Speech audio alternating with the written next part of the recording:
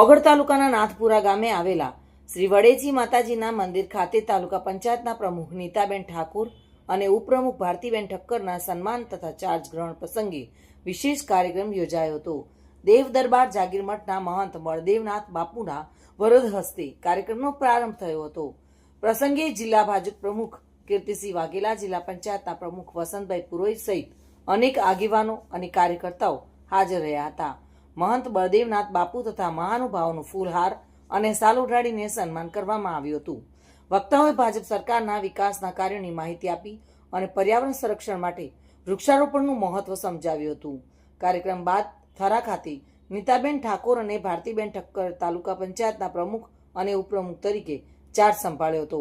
ઉપસ્થિત મહાનુભાવોએ શુભેચ્છા પણ પાઠવી હતી. માનસિંહ ચૌહાણ સાથે bureau report, today Gujarati news.